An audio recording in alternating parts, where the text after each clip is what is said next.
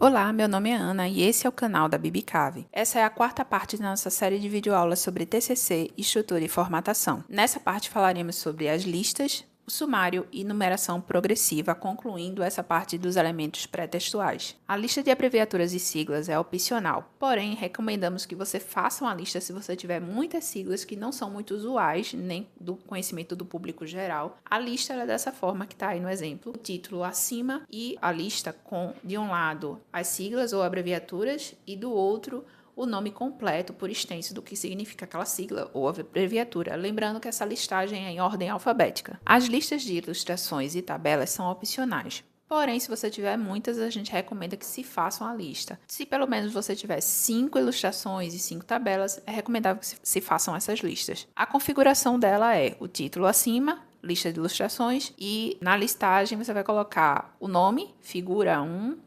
traço, o título da figura, e do final você vai colocar a página onde ela se encontra. Você também pode fazer uma lista separada para ilustrações, figuras, quadros, gráficos, ou pode fazer uma única lista e colocar na ordem em que esses elementos aparecem. Se você tem na página 18 a figura 1, mas na página 20 você tem o quadro 1, ela vai ficar nessa ordem. Já a lista de tabelas, ela é separada, a norma recomenda que seja separada da lista de ilustrações, mas ela vai ter a mesma configuração.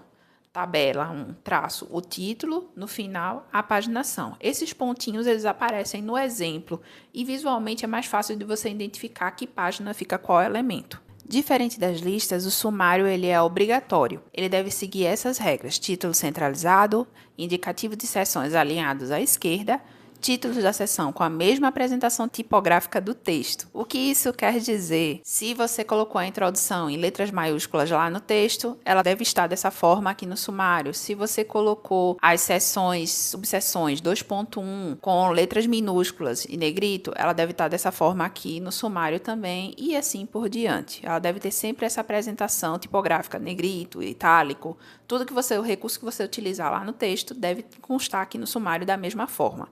Outra coisa, o sumário, o título dele é centralizado, mas todos os títulos que aparecem nele são alinhados à esquerda e os títulos que aparecem no sumário não são os da parte pré-textual. Note pelo exemplo que a partir da introdução, tudo que tem a página constando vai constar também lá no sumário. Então, vai da introdução até os últimos elementos pós-textuais, que no caso normalmente são os anexos e os apêndices. A norma da numeração progressiva é a 6024, que teve sua última atualização em 2012, e ela rege a apresentação tipográfica, a organização dos números dos títulos das seções do seu trabalho.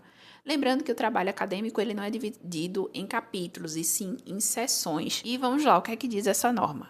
Os indicativos da seção devem ser alinhados à esquerda, seguidos do título. O número da seção e o título são separados apenas por um espaço em branco. Não é ponto, não é traço, é apenas um espaço em branco. Para destacar a subordinação entre as seções das subseções, devem ser usados vários recursos tipográficos. Itálico, negrito, sublinhado, o que você achar melhor. Seções primárias elas são indicadas por um único número. Para as demais seções são usados números sequenciais separados por pontos. Vamos ao exemplo.